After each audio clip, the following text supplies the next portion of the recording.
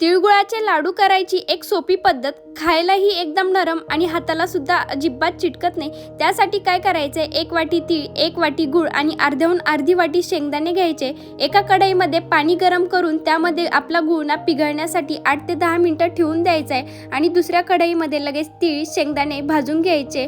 जे भाजलेले शेंगदाणे आहे त्याचा ना टरफलं काढून असे बारीक बारीक तुकडे करायचे आणि भाजलेले तीळ शेंगदाणे आणि जो पिघळलेला गूळ आहे तो एका बाउलमध्ये ना मिक्स करून घ्यायचा आहे। हे मिक्स करत असताना त्यामध्ये 1 चमचा तुपाचा वापर करायचा आहे, म्हणजे हे ना आपल्या हाताला अजिबात चिटकत नाही।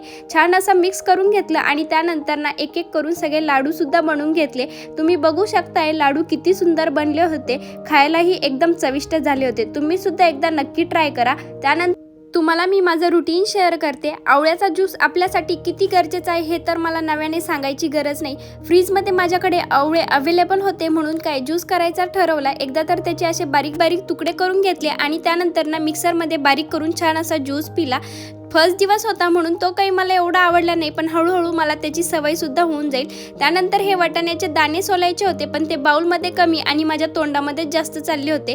त्यानंतर राहिलेलं काम आवरून घेतलं आणि रीडिंग करून त्यानंतर थोडीशी स्क्रोलिंग करून मी माझा दिवस संपवला। Thanks for watching. भेटूया नेक्स्ट व्हिडिओमध्ये, तोपर्यंत बाय।